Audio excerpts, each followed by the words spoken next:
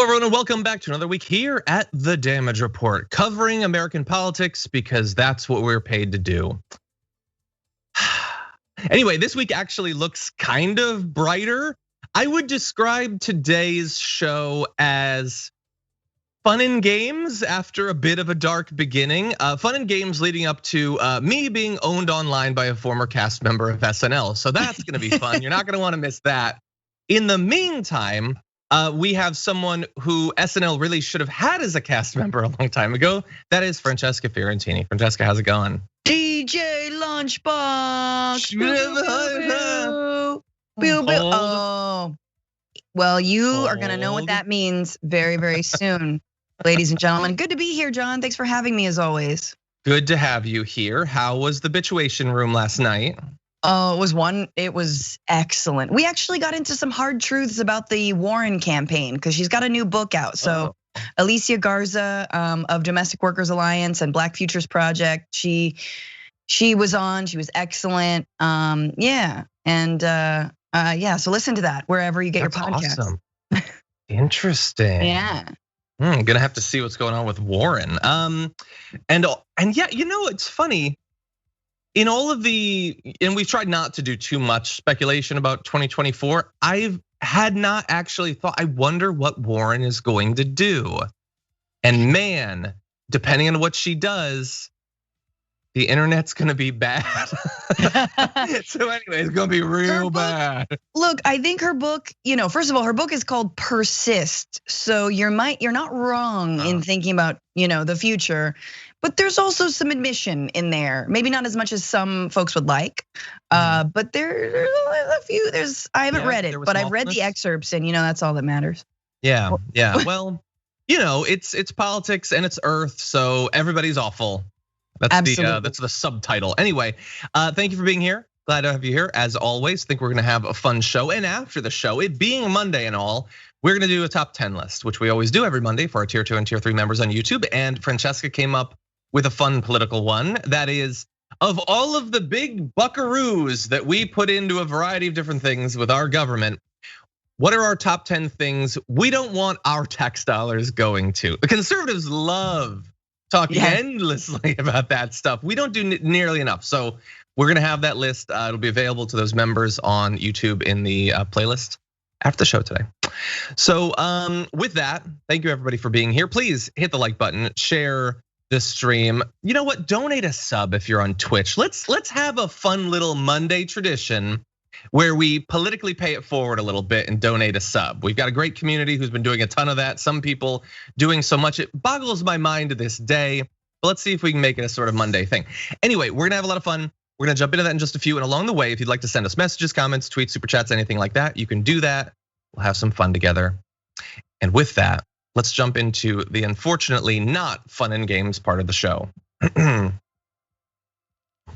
You know how we were going for herd immunity as a country? Well, forget about that, because apparently it's not going to happen. And that's not just me saying it, which wouldn't count for literally anything. It's the people who had really been hoping and working to make it a reality. According to a new report in the New York Times, more than half of adults in the US have been inoculated with at least one dose of vaccine. But daily vaccination rates are slipping, something like 20% over the past few weeks. And there's widespread consensus among scientists and public health experts that the herd immunity threshold is not attainable, at least not in the foreseeable future, and perhaps not ever. Instead, these scientists believe that rather than COVID being booted out of our country, being yeeted into the sun, it's instead going to become a manageable threat that will continue to circulate for years to come, causing hospitalizations and deaths, but in much smaller numbers. So that's fun, Francesca. Our worst fears, perhaps, I guess the worst fear would be no vaccine at all. Our second worst fear realized. Yeah, I mean, look, 2020 crushed all hopes and dreams and even minor expectations. So, other than the 6th of January, 2021 has been kind of crushing it. I mean, the 6th also crushed it a lot, but the point is that I have very little expectations, and I've been waiting for the other shoe to drop because I'm an American and I live in this country, and I know there's always shoes are gonna be dropping. So not reaching herd immunity. It's rain in other shoes in this hellscape we live in. But yes, what is awful about it is the way that it has a lot to do with distrust in the vaccine, right? And I would almost say that like having vying different pharma companies roll out their version of a vaccine also doesn't help, because now we have things that are pitted against one another. We have certain vaccines that are, people snub their nose at versus others, even though they are incredibly effective and far, far better. Whatever side effects are far better than actually getting COVID. And anyone who's gotten a vaccine and felt mild symptoms has been like, oh man, I'm so glad that I don't actually have COVID, because it would be 20 times worse and that would suck. Yeah. But I don't think, look, the rollout's been amazing, but at the same time, it doesn't really help that we don't just have the COVID vaccine. We've got like this bizarre hierarchy of pharma, as well as patents that I know we're gonna go into.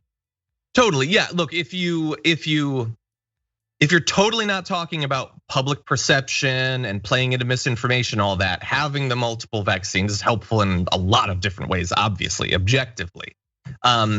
But sure, it has caused some issues. By the way, in terms of the misinformation and some of the different things that are leading to vaccine hesitance, watch Last Week Tonight, the last episode of John Oliver's show, went into it. Don't give me that, Sophie. It was a good episode. It was exactly what I thought it was gonna be. It was a bit about India, and then it went into vaccines. That's what I would have made it, and so John Oliver did, because we were attached through some sort of etheric cord.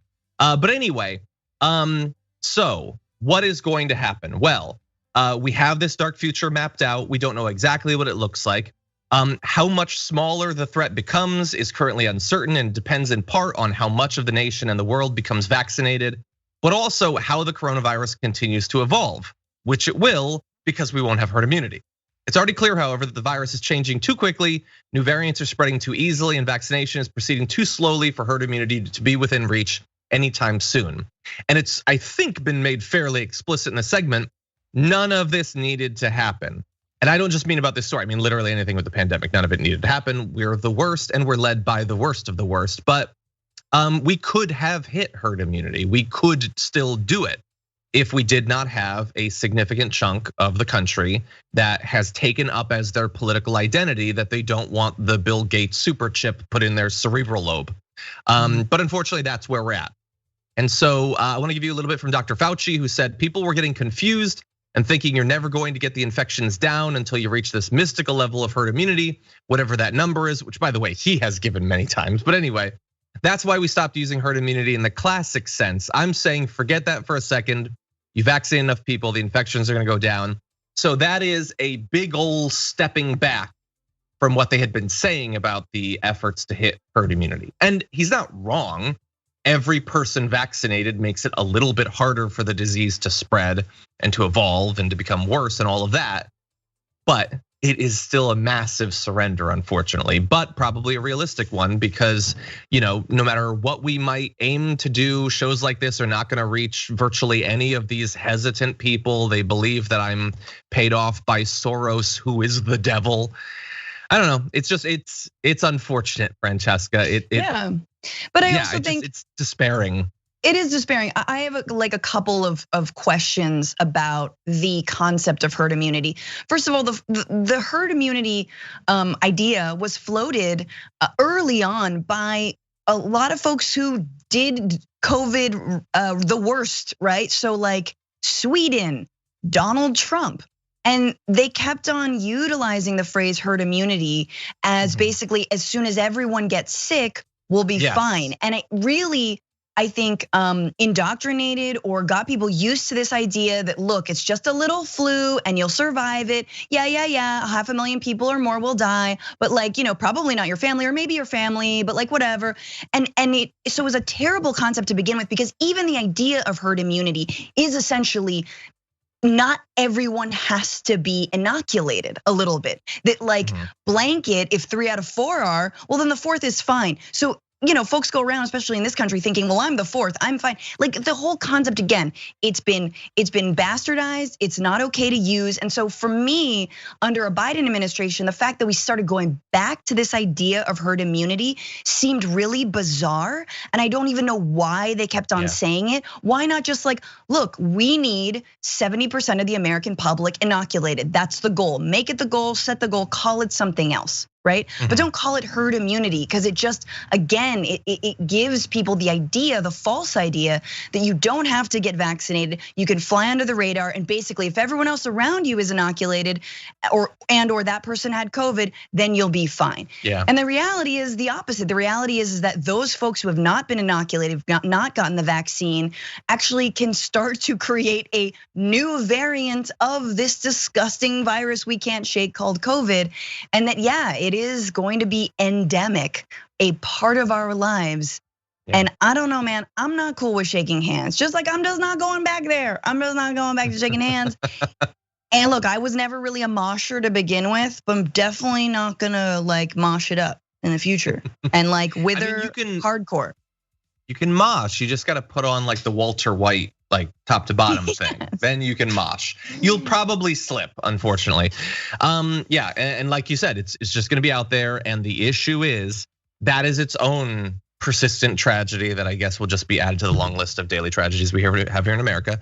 But also, they might be the breeding ground for a variant that will be able to affect those who have attempted to be responsible. And so that's a big issue too. Yeah. And look, I would say overall, the focus on herd immunity, I agree with some of your concerns. I would also add, I think rhetorically, in terms of persuasion, one of the strategies was, let's get people to like pitch in together. Don't just do it for you, do it for everyone else. You don't want to kill people, do you? And all of that sounds like so common sense, but no, you stupid idiots. Americans don't care about any of that stuff. Like, conservatives they've been trained for years now to believe that an excessive concern for the well-being of others is basically the most suspect thing in the world. Right. I mean, whether you call it social justice warrioring or being woke or whatever, the bad people in society are those who worry about others. I'm not one of those people. I'm worried about me first and foremost. Until you hook me up to events later. I'm not a warrior for social justice. Ew. Exactly. No, but really, that is what they've been trained. Like their political identity is go it alone, care about yourself, maybe your family, maybe your church, if you're feeling generous. But like only like the good ones in your church, honestly.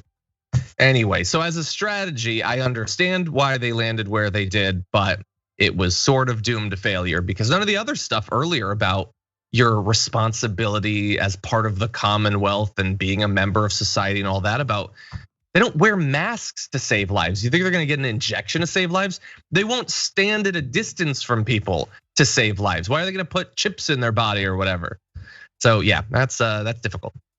But I do think that if one of us, like this is something I haven't thought of, but if we all just like bring one friend, like find a buddy who's worried about getting the vaccine. If you can find one person in your family, in your community, in your extended folks, if you can bring one person along, that will have been worth it. So I will say that like we all, not to get too Sesame Street on you, but we all have a part to play. No, we do. So like let's all do that. Yeah, no, Grover for sure. Let's all do that and bring somebody along who might be hesitant, go with them ourselves. I think that would mean a lot. Yeah, no, that's a good idea. And that was, by the way, basically the conclusion of John Oliver, that obviously his show isn't gonna reach any of these people. They would never watch a minute of it, but it's on us to do the incredibly difficult job of convincing even one person that the stuff they've read on Facebook might not be true. So anyway, try that.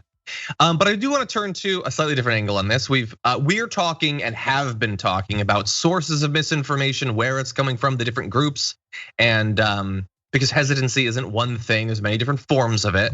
But there are some who believe this can be simplified. So let's turn to our next story. On The View, Meghan McCain wants to reassure you that she's not an anti-vaxxer or anything, but she has an idea of why some people don't want to get it, and who is really to blame for that? So let's give her a chance to spell out her theory. No. I mean, honestly, when we were first talking about vaccine hesitancy on this show months and months and months ago, a lot of it centered around minority populations who were hesitant because of valid things like the Tuskegee experiment. And the narrative and the feeling coming out was compassion and trying to convince people in a way of empathy that, we all need to be in this together. We're all in this together. We should all get vaccinated together. And I think it was effective. And the messaging towards evangelicals and Republicans is, you dumb hillbillies, stay the hell away from me. And I don't think there's any way that's going to convince anyone of anything if that's the messaging coming out of the White House. I have tried in all ways. I actually had an idea for an ad campaign that was specifically targeted towards Republicans and evangelicals that I have proposed that has gone on completely deaf ears to everyone. The messaging on this is absolute garbage towards conservatives and Republicans, and it's getting worse. It's a public health crisis. I agree. We should all be vaccinated. I myself am vaccinated. I have no problem with vaccines, but the messaging is psychotic. Yes. Some of the messaging that I've been watching recently is psychotic. So there you go, Francesca. What do you think of what she said? Is it going to fall on deaf ears? A Meghan McCain story in just 15 minutes in, John, you don't realize we don't even have the time. We don't have the time to dig into that sort of just 7-layer dip of BS. My God, Meghan, number one, you don't have good ideas. Sorry, honey. You can't even like tell your hairdresser to stop putting on, ugly weaves. I'm sorry. But I'm not sorry. And look, I'm sorry. Who are you sending? You're gonna whitehouse.gov, info@whitehouse.gov. Hello, my name is Meghan McCain. Ever heard of me? I have an idea. ... Like I'm just imagining, like who is she telling her brilliant idea to? But of course, here's the thing. She's obviously, once again, like most conservatives, jealous of people of color. That's literally what she said, which is, we were so nice to people of color.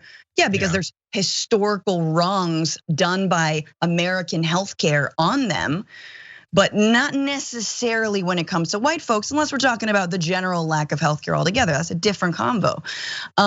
So there's that. There's a why can't we just be like people of color? Because you're not an oppressed class really at all. You've done the oppressing. Secondly, just like Meghan McCain always does, she doesn't look at her own party. She does not look at the leadership in the Republican Party, who it is on to get the evangelicals and conservatives and whomever else and QAnon people and whatever else makes up their base. It's on them to show the leadership to get their people vaccinated. You think they're gonna listen to Biden? You think they're gonna roll through and be like, oh, look, Kamala's got the vax. Kamala did a nice ad. No, they're not gonna listen to Democrats because it's all partisan in their brains. And guess who made it that way? Republicans. So it's on Republicans to take care of their own. They should be leading the way, i.e. open Meghan McCain's email, you guys, because she has got ideas. They fell on deaf ears. Yeah, look, they wouldn't even listen to her. But what she wants is she wants to have her cake and eat it too. She wants to be able to say, I'm totally pro-vax, like I got it. I think they should get it, but I don't feel like any of this is on them whatsoever. The fact that they have willingly gobbled up months of misinformation from the right, I'm not mad at them for doing that. And for believing whatever makes them comfortable about the vaccine. I'm not even mad at the misinformers. I'm not mad at Fox News doing a 4-month-long campaign to get them to feel like not only should they be worried about the vax, but it is the most patriotic thing imaginable to be concerned about the vaccine and all of that. No, they're not to blame. It's for the person that said, you dumb hillbillies. Has there been some of that? Probably. I don't even know exactly who that's a reference to. Right. And I guarantee that is number 73 on the list of causal factors for them not choosing to get the vaccine. But she doesn't want to come out and say, like Tucker, maybe it doesn't work and they're lying to you. But she wants to be a part of it, to get a little bit of it. She doesn't want to be one of those ones that's like telling people to be responsible and not kill themselves and others. And so she's trying to have her rhetorical cake and eat it too. And in the end makes the whole thing about some like a lib, I guess, who she doesn't even identify that is actually responsible for conservatives choosing to continue to get this virus. No, it is an egg avatar on Twitter who said something about hillbillies. Like she makes it sound like it's coming out of the White House, just like printed on official letterhead about how, quote, hillbillies aren't getting the vaccine. Come on, Megan, please. Just mute people on Twitter. It's not real life, stop. Exactly. Okay, I think that's enough about her. She's unfortunately incredibly influential. So with that, we are gonna move to our comments, and then we've got a little bit more on vaccine inequality internationally. But this time we're gonna go to an incredibly responsible person, so that's a nice change of pace. Julia Priest, thank you first of all for becoming a tier 1 member over on YouTube. Oh, by the way, thank you to everybody that very enthusiastically took part in our Super Subs Day tradition. So Dijati, who I am sure I mispronounced that, but I really like the pronunciation I have. Anyway, gifted 5 tier 1 subs. Thank you for that. Apologies for mispronouncing your name after you do something incredibly charitable. Punk Love Nikki gifted 1, Trimu Batiki gifted 1, Z Huddle gifted 1, Lucinda and Samalin the Kind Dragon gifted 5, Kim Sushi gifted 1, Savtam Simcha gifted 1, Dragon Penny gifted 1, Brandy Lou 2 gifted 5, nice. Baltic Dragon gifted 5, Brother Mucker gifted 5, Octo Squiddies gifted 1, Jess freaking Ortega gifted 1. Thank you so much, all of you. Animated Dragon, Adarisk. I really hope that I don't miss anyone. What the Hess did as well. Mother effing Woman Dragon. Thank you, everybody. What a way to start the week by increasing the size and love in our community. Thank you for that. Thank you also to Ellinger for subscribing for the 11th month. That's really something there. Shandon Lady for hitting 10 months. Bohemian Dragon Tiger Lily for hitting 12 months, just about the highest in there. Thank you to all of you. And thank you to those who sent in super chats as well, including Patrick, who says, hi JNF, finished thyroid cancer treatment last week. It was 2 shots, 2 radioactive pills, and 2 scans. Total cost $35,000. Oh my God. With insurance, I'll owe $270. Can't imagine what someone without could ever do. What a broken system, 100%. Glad that you got through the treatment. That is crazy, $35,000. Jen P says, can I get a shout out? Today's my B-day, feeling a little blue because I'm turning 42, but I got my first vax over the weekend, so I'm grateful for that. Love to John and Fran from Chicago. Jen P, happy birthday. Congrats on the vax and thank you for watching. We appreciate that. Arthur says, hi Francesca, I love you. Oh, and hi John, LOL. Yes. Anyway, happy birthday. Sorry, I know it's not your birthday, but that was from the person before. And happy birthday to you too, because thank you. And you get 2 birthdays, because that's what you do when you're my fan, 2 birthdays. Exactly. Dragon Dancer says, got my second shot and second shirt. Love the green dragon, but wish my superpower was better than Brett's weird Friday mood. I don't actually know what that's a reference to, but thank you. Love that you're gonna be rocking the green dragon. It's an awesome shirt. Happy Monday, Dragons. Happy Monday to all the Dragons. Otto, welcome to Tier 2 membership. You're gonna have access to the top 10 list a little bit later on. So, by the way, Jenna says, if I join here, do I get access to post game? Also, if during main show and a super chat is sent on TDR page, do the hosts on main show get to see those? So they do not necessarily, but I do. So if you want to target something for me, I do read those, usually the next morning. In terms of getting access to the post game, yes, I believe you get access to the post games on I think it's even on a special, first of all, live, and I believe on a special playlist as well. With that, why don't we jump back into the news? The world is facing multiple crises from COVID-19. Many of them, at least currently, do not need to be the way they are. We could have provided access to the formulas to produce COVID vaccines to be made domestically in countries around the world, which could allay a great deal of the suffering that we're currently seeing. We have, as of right now, chosen as a country to not do that. Now, thankfully, there are some people who are pushing back against this. Let's go now to Senator Bernie Sanders.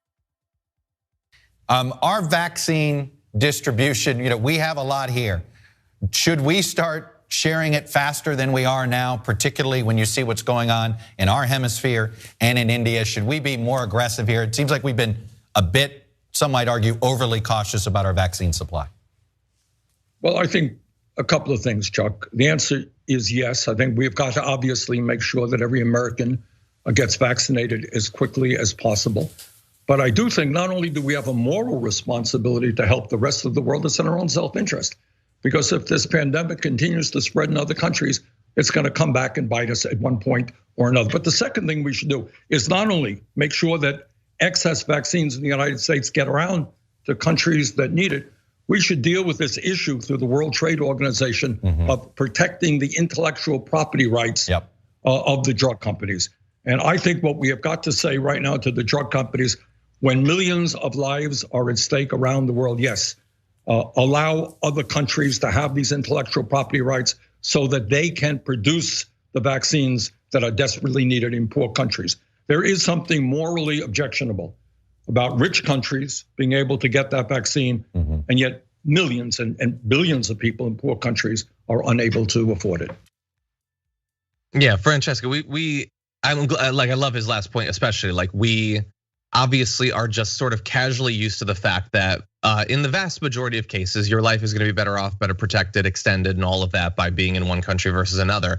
But it's such a sharp distinction. Those maps showing like levels of vaccination in different countries are so predictable, so severe. I wish that there were more politicians speaking up about this, but it's pretty rare, at least in the Senate at this point. Yeah, I mean, the question that Chuck Todd asked Bernie was interesting because it was essentially like, should we give the vaccine we have that is going unused elsewhere?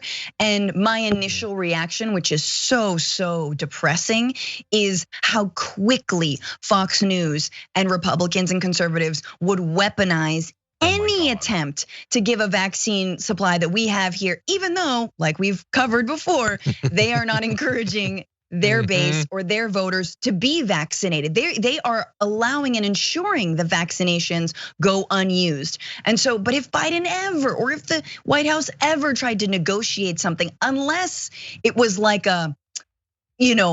let's move a plant back from Mexico to the United States. Like it'd have to be really couched in a lot of sort of like nationalistic, almost not Trumpian, but like our country's so xenophobic, and we've been so anti-immigrant that I feel like how that would look would be terrible.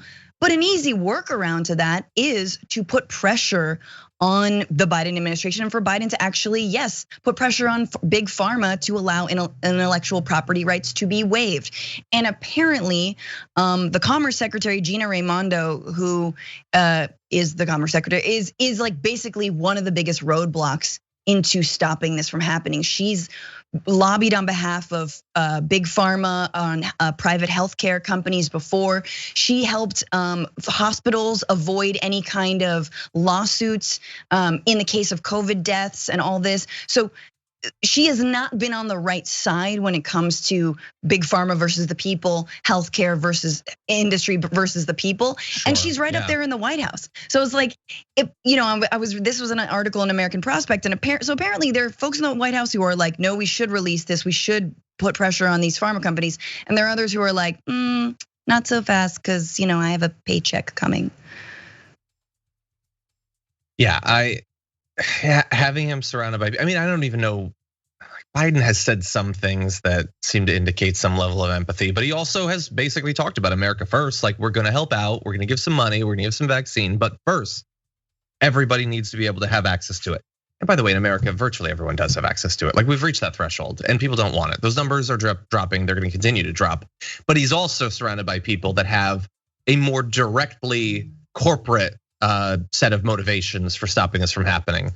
And it needs to be done. Like, I don't know how many different ways we can stress it. I would hope that the moral argument would be enough for a country as religious as ours, saving lives rather than adding a few zeros to some of the most profitable corporations in the history of the world's bank account.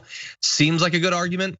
But even if that wasn't a good enough argument, you have the public health pragmatism of trying to not have global environments that are gonna produce variants of this virus that are gonna come back to wipe us out potentially.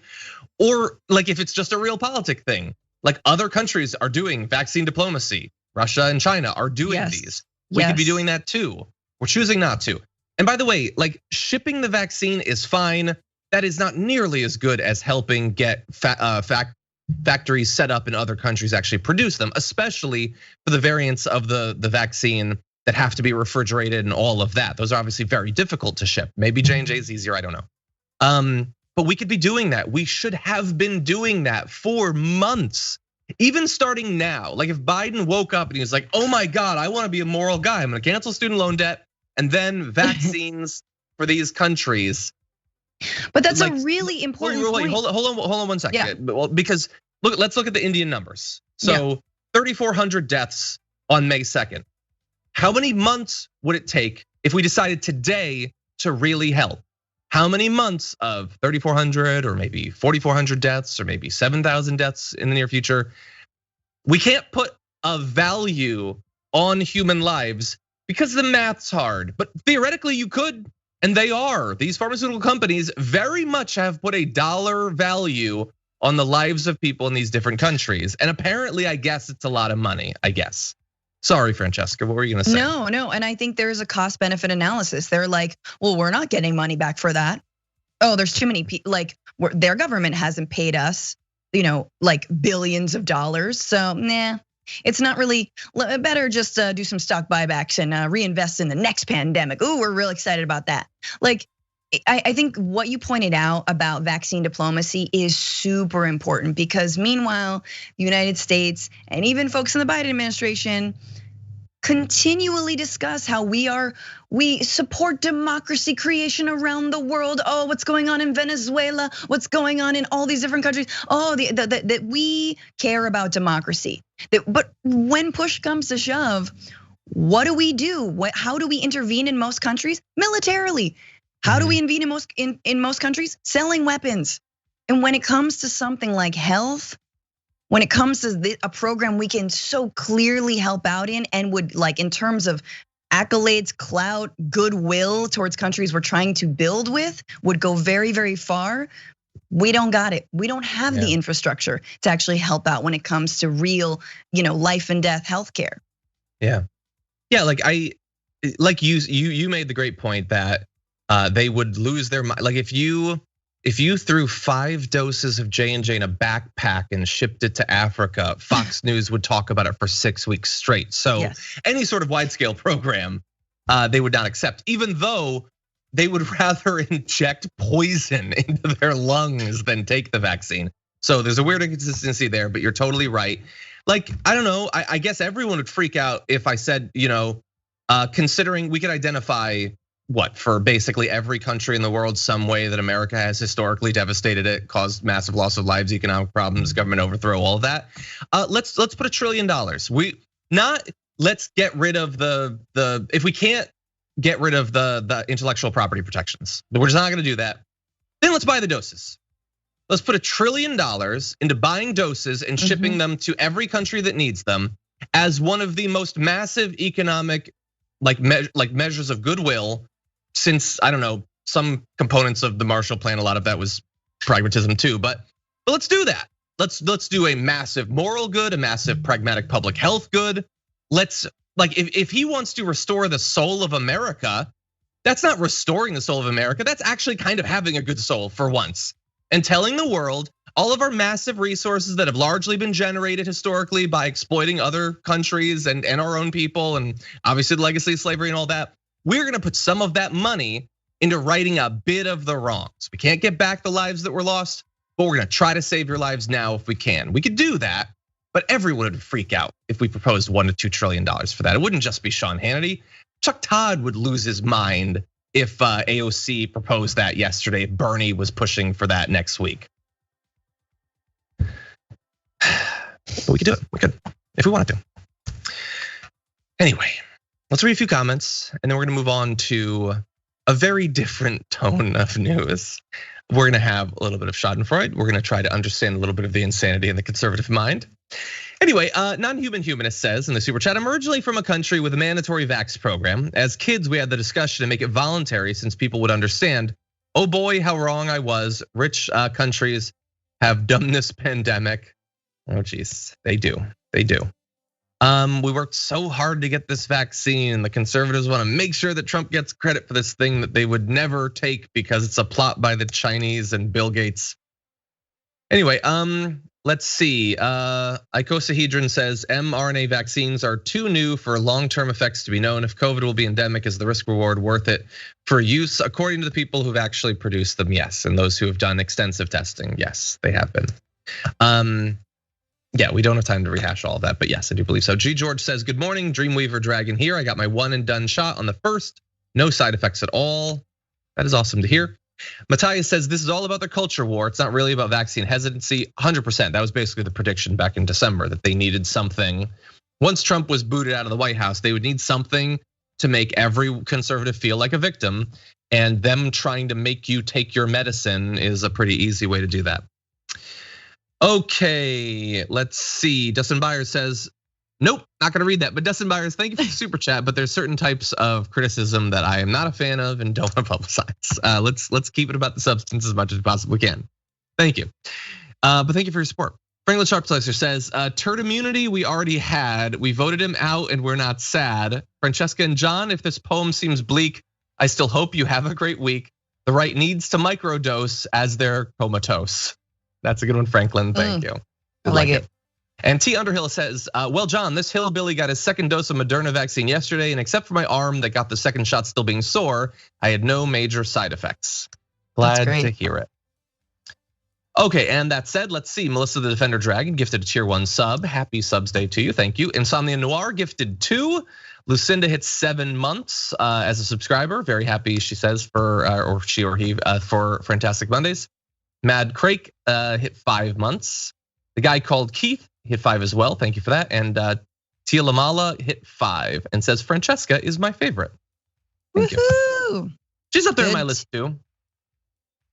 She's one of my top 10 of problematic faves, actually, from that top 10 list last week.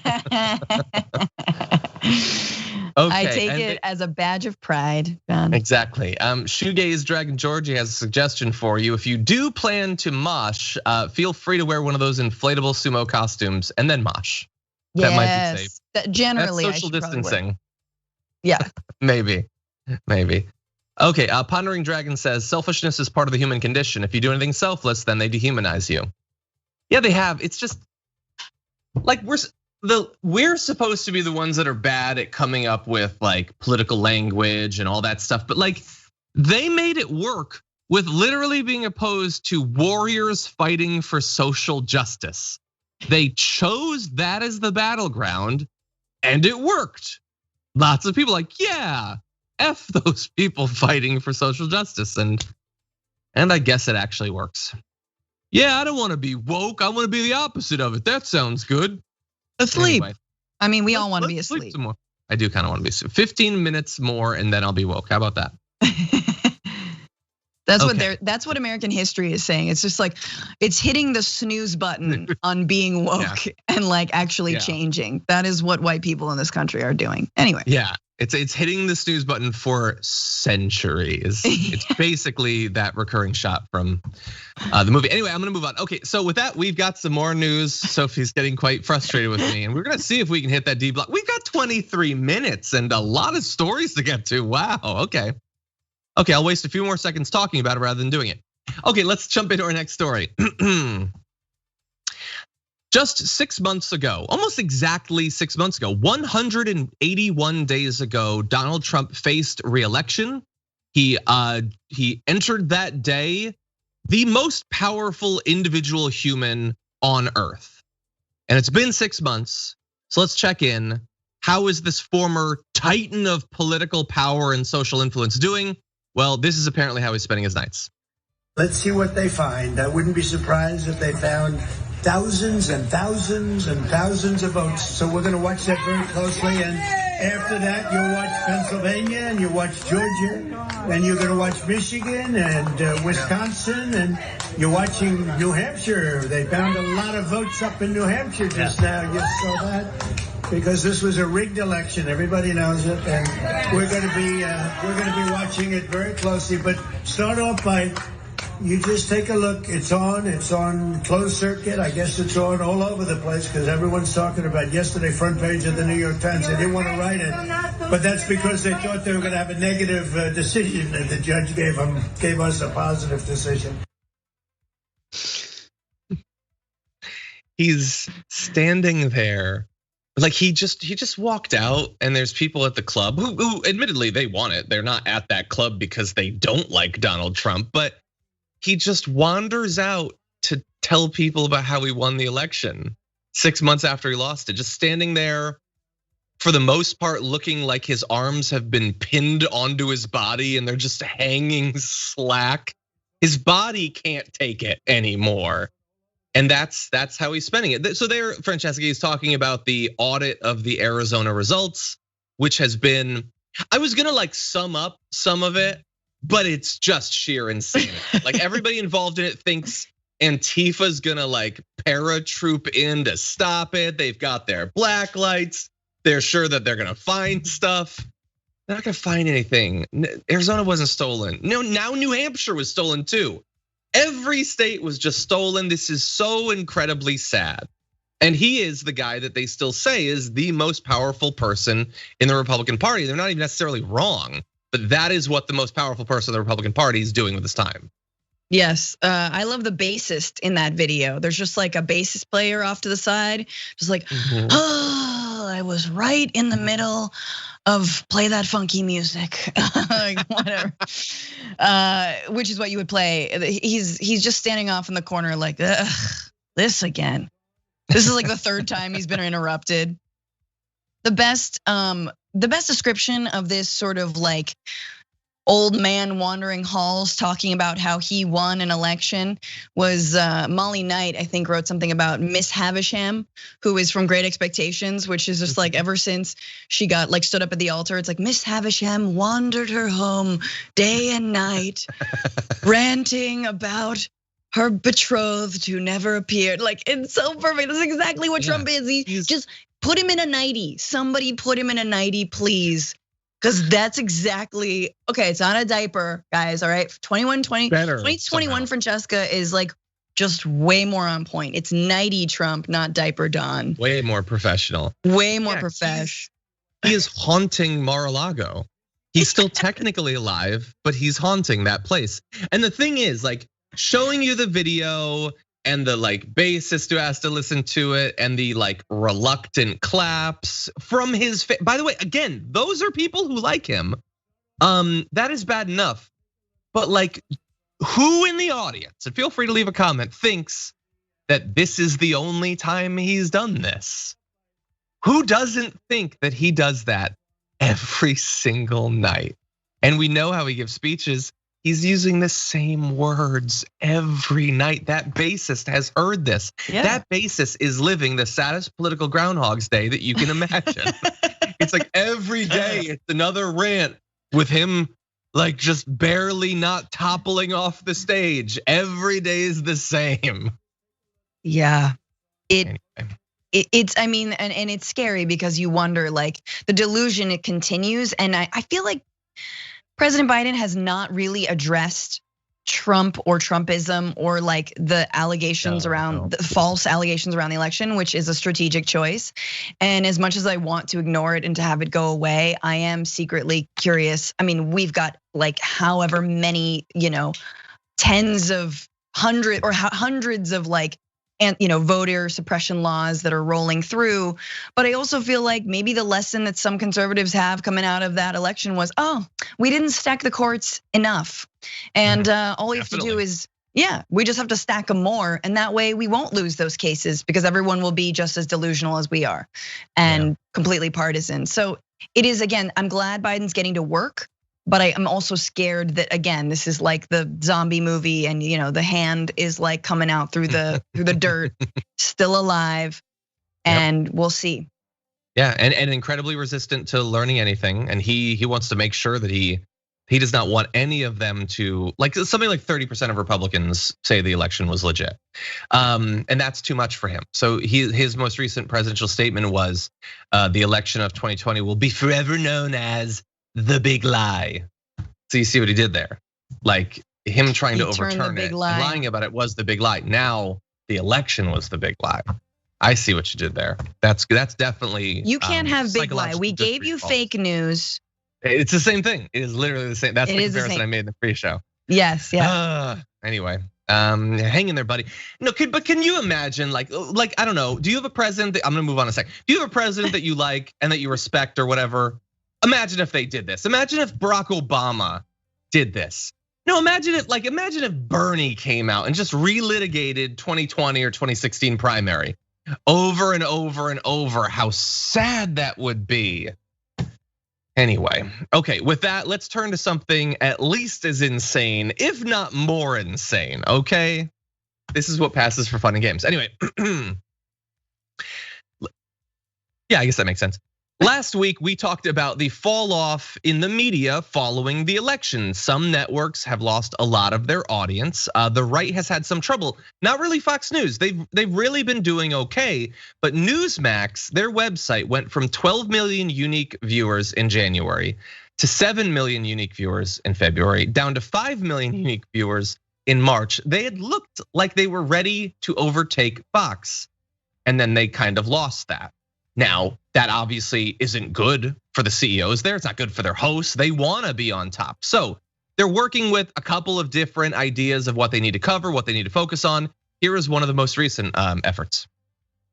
All right, folks, I want you to take a look at this. Joe Biden today getting on Marine One, and he stops and picks up, I think it's a dandelion, but it's a dandelion that hasn't even blossomed into a flower yet. Like, it gives everybody asthma.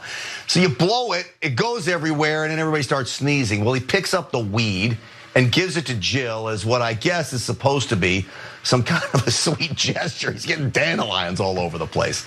I say it was a planted dandelion there, who knows? Yeah, well, most plants were, but that's the saddest thing. Like, why is he's giving her a flower, this woman he loves? It's just a weed. Like, he gave her a box of chocolates. It just makes you, it's all sugar. It's gonna make you fat. It makes your teeth a little bit dark until you lick it off. And he probably even make that chocolate anyway. Love isn't real. Dude, are you in love with Jill, bro? You got a thing for Jill here? Cause you're like not even a good flower. Come on, romance is back in the White House. I love this clip. We talked about it on the Bitchuation room last night. It's wrong on all the levels, but I love how they're just fundamentally trying to make a very sweet moment. Just a sweet old man. I haven't been this moved by an old man since the movie Up. This is just oh God. No, that was such an up thing to do. It is an up thing to do. I think the media reaction initially just to the clip, was the romance back in the I don't care. I don't have a problem with it. I'm a normal person in a normal, healthy relationship. So seeing two people who like each other doesn't fill me with rage.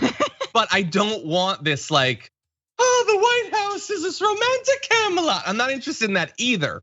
But however much I don't like that, this guy losing his S over a flower being handed off.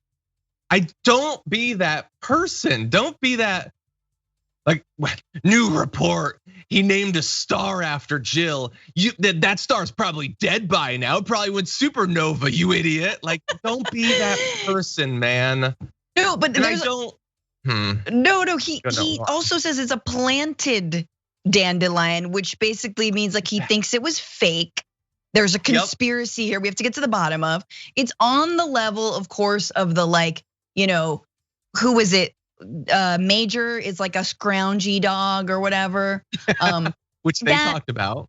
Yes, which they talked about. But I think my favorite part, and this is very interesting, which I did talk about on my podcast, but I want to talk about here, which is that he gets the life cycle of the dandelion totally wrong. He has no idea what he's talking about. Dandelions start yellow, then they go back in, they dry up, and then they come out as this white, the little wispies, and then they blow around and and plant other seeds. It's very beautiful. And like I was saying, I do think that Joe Biden is sort of the wispy white dandelion of presidents. He's on his way out, but trying to do but he's in the other side of the life cycle, but still doing beautiful things. And like the dandelion, he was planted there by George Soros. Yes, exactly. It's a cloned dandelion. Can't it just be lame and fake love? By the way, I haven't actually said who that is. So that is, I had to look this up. This is Newsmax host Grant Stinchfield, which is totally not a made up name. Anyway, they're all made up. Anyway, why can't it just be lame and love doesn't exist? He has to throw in at the end that it was planted. Like, it's like he has this knee-jerk reaction. Wait, I put across a theory that can't be credibly described as conspiratorial. Gotta throw something in there. Like, you already were crazy. Why does it also have to be that a Secret Service member put a flower in the field? Weeds exist, dude, look it up. Anyway, by the way, I don't want to be too hard on Newsmax. That would be unfair. I want to be very clear. As sad as that was, as insane as that was, as much as that does make me like sort of break my heart for Grant Stinchfield's relationship history, he's not the only one, because I looked a little bit more and Laura Ingraham did have this on. Happy, lovesick, romantic ever, Laura, or the most insecure spouse in DC. Whatever the case, she can see you, pal. You don't need to do a whole mime act of devotion and love and all of that. It was cute. I also feel when you have to work that hard after many years of marriage, Laura, something's wrong, okay? We need to call Dr. Phil. Can you invite Dr. Phil in to come help explain this to me? Yes. I don't mind the affection, but the gratuitous stuff, we just don't care, and we don't need to see it. Well, get a room, as I would say. In the past, I've said to these people, y'all need Jesus. Y'all need a hug bad from a person who loves you and accepts who you are. He was so crazy there that Laura Ingraham kind of defended Joe Biden. She seemed to like it. I think she said it was cute or something like that, right? She said it was He cute. was too crazy for Laura Ingraham. But she was like, I understand why we have to have you on and why we're doing this segment. It's because we don't know how we're actually attacking Biden's plans, many of which are incredibly popular with our voters and the people who watch the show. Anyway, let's keep talking about a dandelion. Yeah, I got a room. Like that dude, yes, that dude is so sad. You're a grown ass man, like on a major network, talking about how you don't gotta put in work in a relationship. Like after a certain amount, it's like a car, it just goes and you just let it careen off the cliff and watch it burn and then eat popcorn and have the flames just flickering in your eyeballs. Yeah. I learned a lot from it. So I mean, my wife and I, we've only been married for like a year and a half or whatever. And over the weekend, in the morning, because I woke up first, I made coffee for her, and then I realized, no, why am I trying so hard? And I spilled it on the ground. That'll teach her. Love is supposed to be lazy. Damn it. Anyway, okay. Look, we've been talking about right wingers. Let's I was gonna say let's switch it up, but no, we're gonna talk about Bill Maher in a sec. But anyway, let me read a couple of super chats. Benny Rodriguez says, "Will you talk about what is happening in Columbia Co?" I don't actually know exactly which story you're talking about, so we will have to look that up. Feel free to let us know in the comments. I don't know which of the stories you mean there, but do appreciate that. Edward Fouch welcomes here to membership, right in time for that top 10 list coming up later today. Lawrence Wells says, "Hi, funny Fran and jealous John. Can you imagine 10 years from now, a far more decrepit Trump still doing this while sitting in a wheelchair, his voice much weaker, and now to an absent audience?" I cannot, because I think I'm not being unfair when I say I don't think he's making it 10 more years. Does that mean, is that wrong to just say, like he's up there? Like, I mean, I don't think Biden is either. I think the phrase is the good die young. General Pinochet lived till the tender age of like 90. So I don't know. Maybe you're onto something. Let's see. Made Money to Billing says, "John, you tell Fran she is the bestest of the best, and you tell her right now. You be withholding her compliments, not cool, dude." I read them. Yeah, Francesca, I hear that you're the bestest of the best, they say. Please just make all the comments compliments to me. That's another Monday tradition. I'll comment, just compliment. We have too many traditions. Janet says, "I am in New Hampshire. Nothing corrupt happened with fraudulent votes. He is such a liar. By the way, John, I am gonna be sending a gift. Also, fully vaxxed now. There's a lot of good news there. Thank you very much. I feel like you're getting that gift in person, dude. I feel like it's a hug. A few more months and that might be safe. Christine says, John, what's with the thumbs down of your show even before you start? Geez, thank you for all you do. Can you both move to Canada and help us? There are some people who hate Joy. I don't know, it's somebody who doesn't like the MCU came in and voted us down.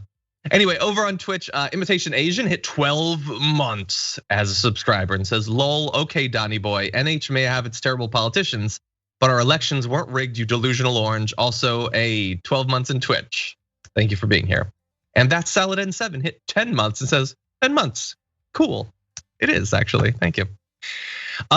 Okay, so with that, let's jump back into the news. I honestly have no idea what Francesca is gonna have to say about this. I'm going to be completely honest to the audience. I mostly have this story in to bother Bart. I'm gonna keep it real. I think Bart is gonna hate me and he's gonna put a comment in the doc, so we'll see about that. Let's go to this. Oh, Bill Maher is at it again, attempting to reassure his audience that stereotype that like old people are out of it and can't follow tech, that's not what it is. It's not that he doesn't get it, it's that it shouldn't be got. And he's got a particular target for his rage today. Let's listen. You think someone 80 is hopeless because they can't use an iPhone? Maybe the one who's hopeless is the one who can't stop using it. You think I'm out of it because I'm not on Twitch? Well, maybe I get Twitch, but I just think people watching other people play video games is a waste of time.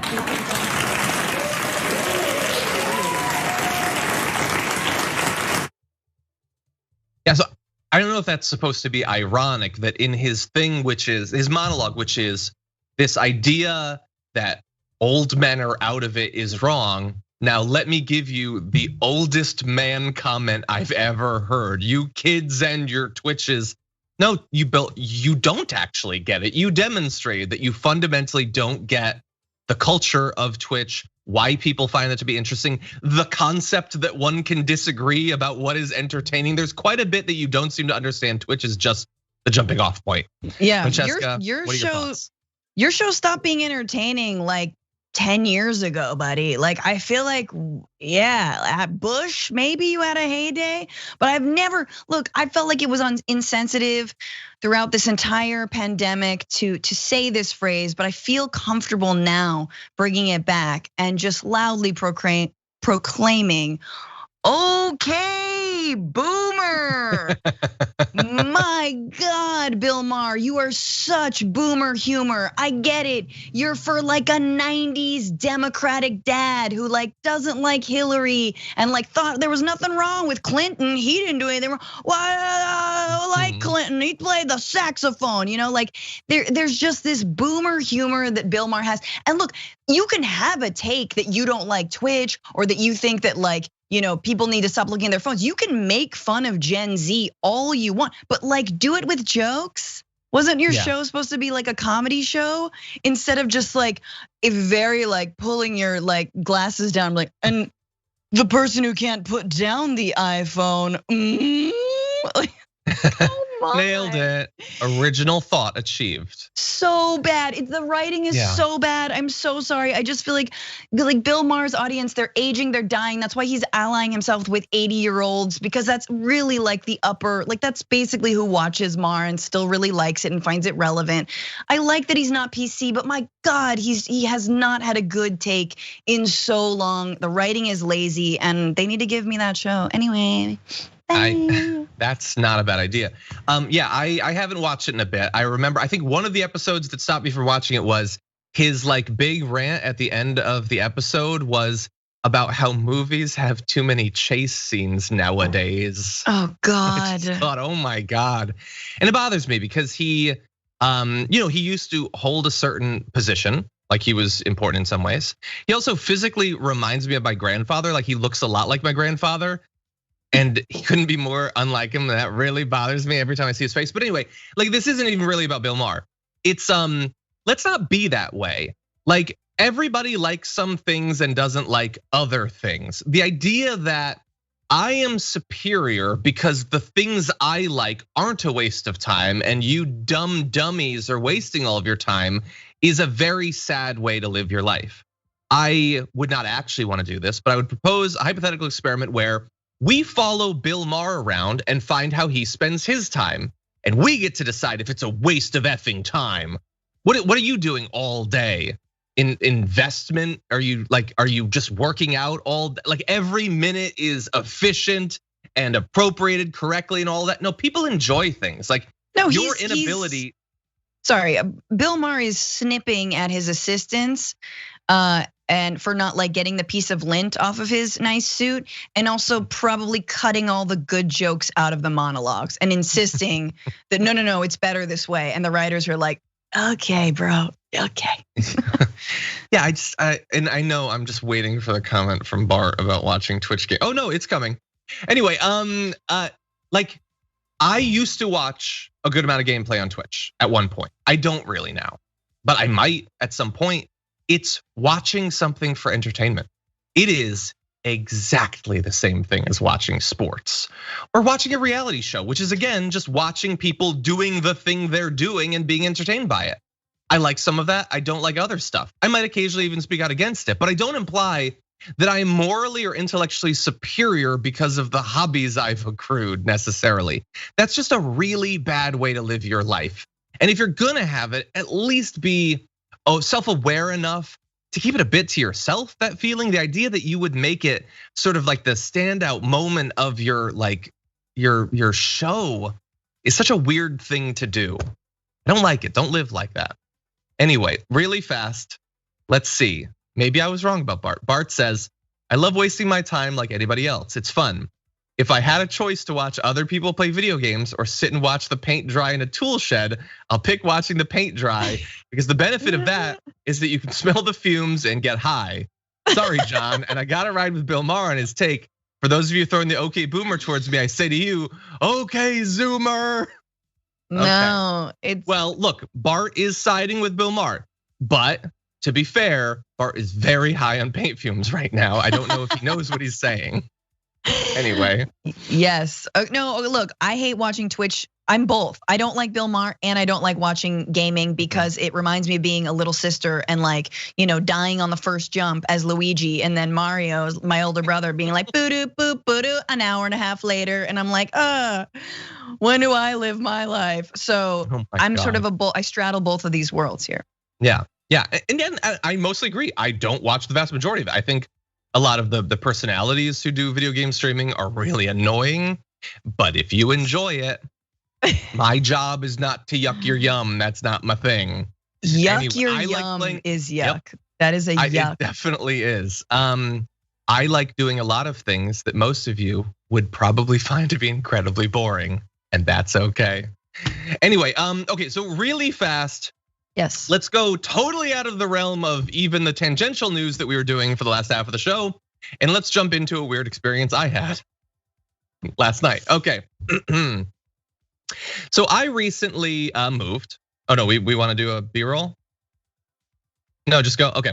So I recently moved and I have to set up my office. And my office is mainly gonna be for my own work, but we also produce content and you never know when the next COVID is gonna hit and we're gonna have to be shooting the damage report out of it. So I wanna make sure that it's fit for shooting, that it has a background that's gonna look good or whatever, appropriate for the type of content we do. So I put up the sort of tweet that gets Ben Mankiewicz to make fun of me all the time, trying to set up a new home office that I'll sometimes need to shoot content in.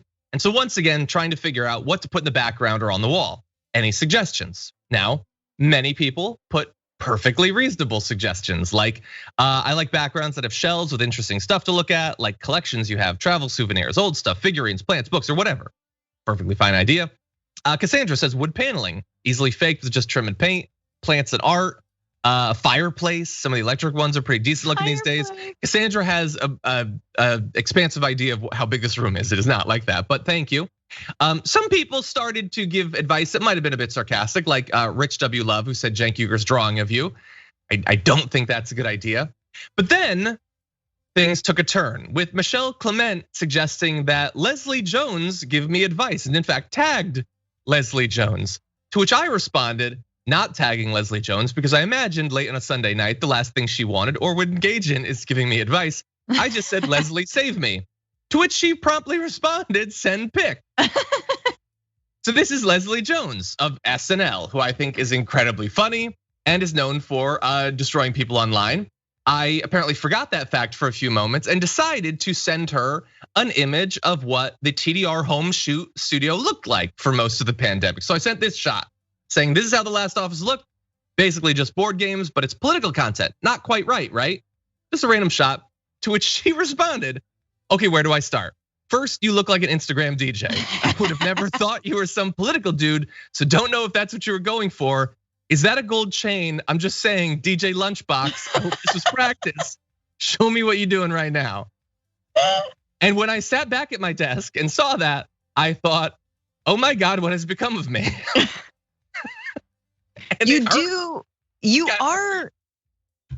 She's not wrong, man. That's why it hurts. I look like an Instagram DJ. Because you're given some Khaled vibes, with like the close shave and like the facial hair and everything. So the DJ Lunchbox, which is funny because it's more like DJ board game, boo boo boo, which I don't know which one is Lunchbox come from nerdier, because they look like Lunchboxes behind you, John. I told her they were board games anyway. What I love about it is that she's dead. No, I said in that first comment it's board game. They're actually board games. Do I have anyway? So first of all, it hurts because she's totally right. I look at that picture and I think, yeah, that guy probably wants to be an Instagram DJ, but isn't succeeding at it. And second of all, she has come up with something, Instagram DJ, that is simultaneously worse than just being a guy on Instagram or being a DJ. It's worse than both. Anyway, she said, show me what you're doing right now. I did not send her a photo because I could not come up with anything I would send her that would not result in me being immolated again. So I'm gonna work on it. Maybe I'll do something in studio just to try to tamp down the flames a bit. But she has destroyed me, and yeah, in my Twitter bio, I am now DJ Lunchbox. I'll just say that. Very cool that she responded. Is she actually? This is me not knowing. Is she the Room Raiders person, or is she just? No. I think she's like she's interacted with them, and she comments on like MSNBC, what happens on MSNBC and stuff in a very like explicit way. So that's why someone unleashed her on me. Anyway, but it was funny, and love Leslie Jones, obviously. She's missed on SNL. That said, that's all the time we have. Thank you so much, Francesca, for joining me today. We obviously still have a little bit more to do. We're gonna be filming our top 10 things we don't want our tax money going to anymore. But before then, where can people watch more of your work? Oh, hey, watch me on YouTube for the Bitchuation Room podcast every Sunday, 5/8 Eastern, or wherever you get your podcasts. On YouTube, it's at Franny Fio, which is where you can find me on all the platforms. Awesome. And for everyone watching, if you are a YouTube member, tier 2 or tier 3, you can expect that top 10 list coming up a little bit later on. I'm also gonna be doing an interview with Jason Stanley, expert on fascism. We're gonna talk about where that movement goes from here, how badly it needs a leader, and how ready it might be to come up with a fresh one if Donald Trump goes away. So that'll be coming up too. But until then, stay safe out there, stay sane out there, and we'll see you soon.